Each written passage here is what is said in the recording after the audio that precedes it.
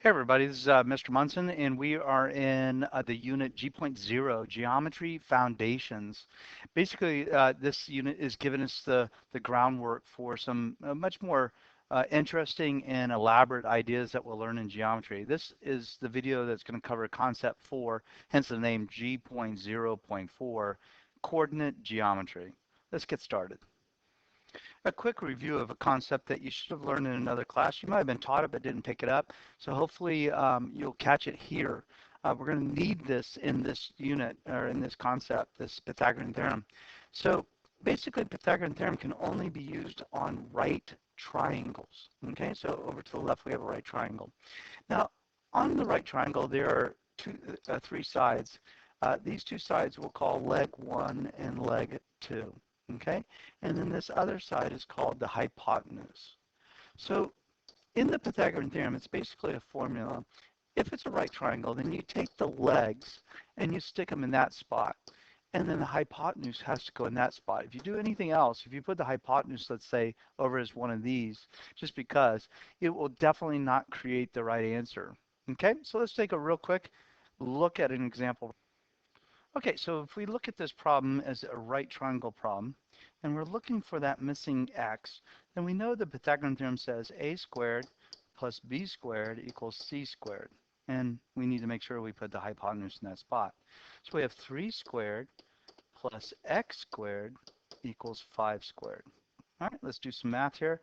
We got 9 plus x squared equals 25. Keep on working. Jump it up here. So I end up x squared. I'll subtract 9 from both sides, and I get 16 on this side. Then I'll take the square root of both sides, right? We've been doing that for a while. And we end up with x equals 4. That's that leg length right there. That's the Pythagorean theorem. Now, if you didn't quite understand that, then you need to go back and look at that quick, brief understanding, because we're going to move forward and put this into the coordinate geometry. Coordinate geometry is the x and y axis. X is here, y is here. We have coordinates for points like x, comma, y, and so on. Let's continue. Okay, looking over to the left, let's go through again another concept formally here in our notes. Don't forget to put your title in if you haven't done this already and your date. And we're going to look at slope very quickly because this is again a review. Slope of a line can be negative or positive. So if you think about it, here's an x and y, two sets of x and y. The red one is a negative slope line. Basically, I remember as an airplane, and as we read, we go from left to right. As an airplane hits this line and went down, that would be a negative slope, and it would land. If it was coming over to the green line, it would go up, and that's an ascending going up, and that's a positive slope. Now, slope is usually a fraction, and it's the rise over the run, and I'm sure you're very familiar with that. So basically, you find one of the points, and you do rise over run. I usually start with the lowest point and work up to the higher point. So rise would be counting the number of steps I would have to take, or ladder steps or whatever, to get up to that point.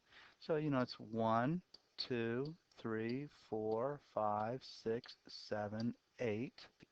And then I'd count over. 1, 2, 3, 4, 5, 6. So I have 8 up and 6 across. Now the 6 across is to the left, right? That gives it a negative slope.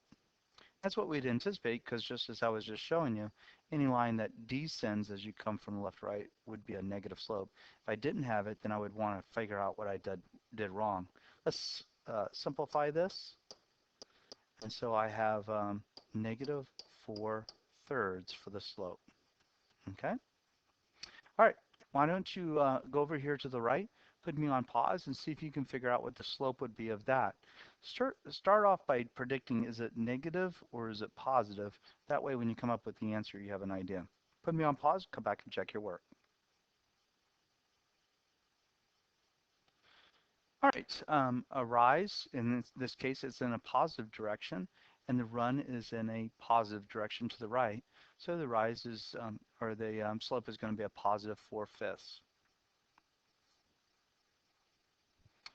Here we are looking at a thing called the distance formula, or find the distance of a segment. We're going to do the distance formula in just a minute.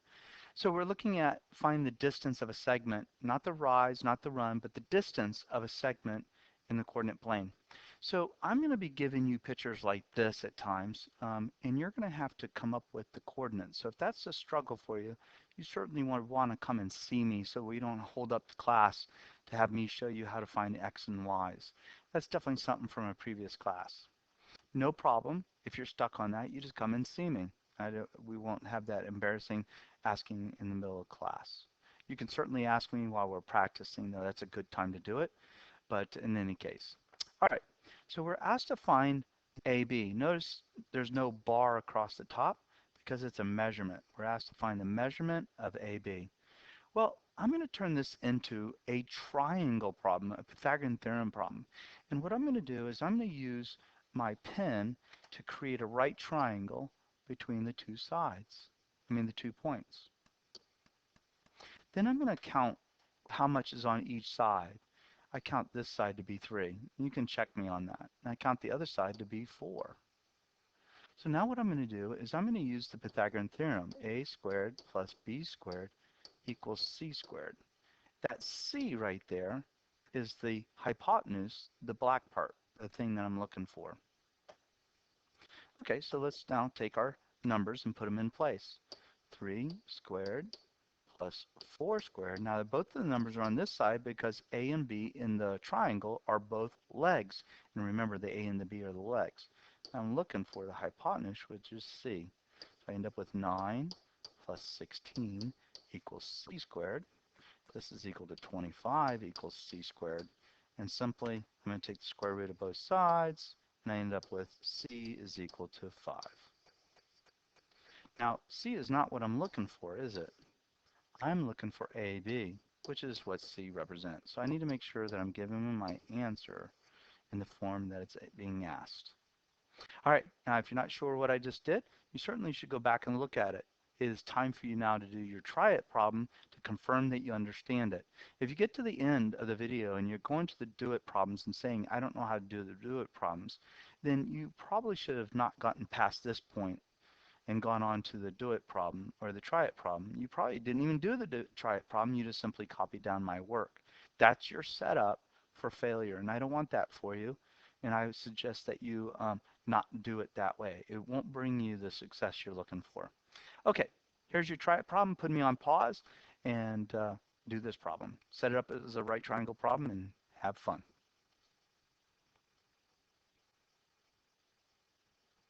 All right, so there's the right triangle that I formed.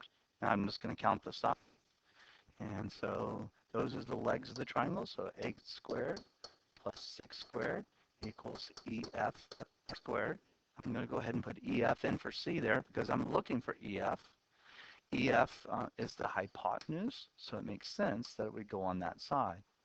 All right, so I have 64 plus 36 equals EF squared. I'm going to flip this real quick, EF squared, and I'm going to go ahead and simplify and put 64 plus 36 is 100. That's all good.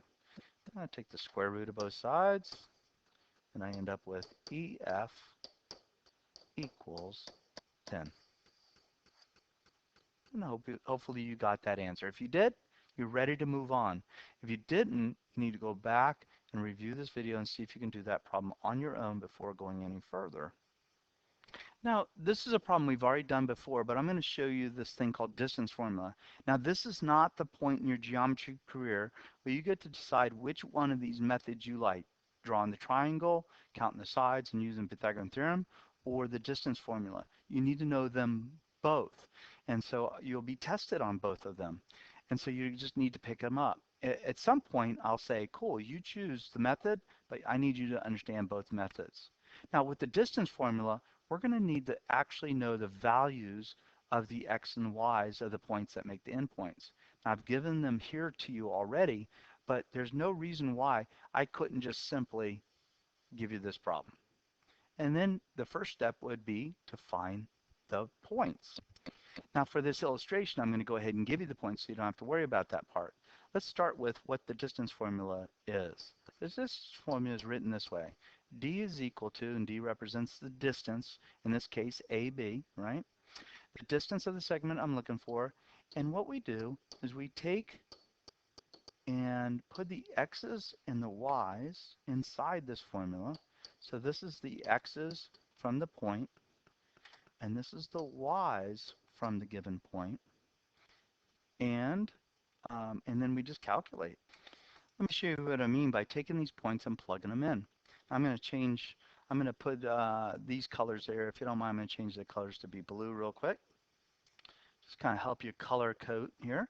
So we start with writing the distance formula, and I always write it the exact same way. I always write everything that I have without numbers, right? Okay, so we have it like that. And now I just plug in the numbers. So we'll put the 1 minus the 4. So I just took the x's and the x's from the 2 points, and then I'll take the y's, which are 1 minus 5, right? Those are the two y's. And so then I just start simplifying. And let's just go ahead and square those negative terms. Now, when we square something like that, two negatives, and negative 3 times a negative 3 becomes a positive number.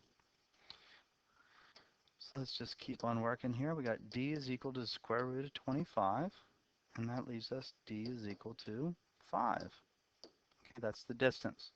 I'm not looking for what d is equal to, so I'll change this into AB equals 5. And there's my answer.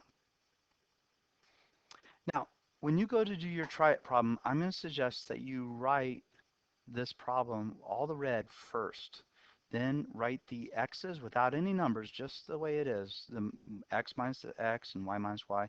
Then you rewrite it with all the red stuff first, then you slip the numbers in, and that's how your brain will best memorize this formula. Notice I have the square root symbol each time. A lot of students will start dropping off the square root as if it's too much trouble, and that they usually result in the wrong answer.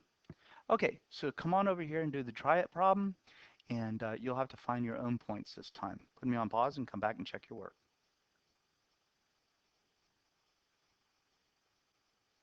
All right, I found the points first. Now I'm going to write the distance formula. Always write that part first, and then I end up adding the other stuff in. I write it the same way every single time. That helps my brain memorize it. Next, I again draw that part first, and I go ahead and plug in my x's, then my y's.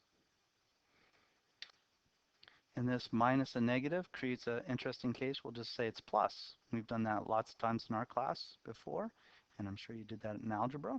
So let's go ahead and start simplifying. I got d equals the square root.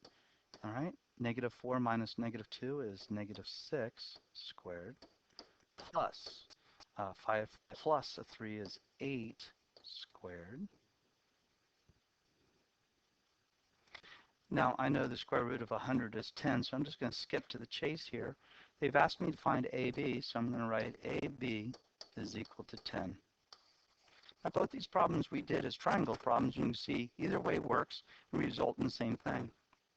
Now, interesting enough, the Pythagorean theorem, which we did earlier, and this distance formula are strongly related. Matter of fact, they're exactly the same formula, exactly the same work, and all that. And so we'll take a look at that if we have a chance in class to take a look at that. All right, let's move on to the next. All right, here's the last thing. We just need to find the midpoint. So we have a segment, and we're asked to find the middle point of this. Now, every point has an x and a y. I'm going to call the midpoint xm, ym.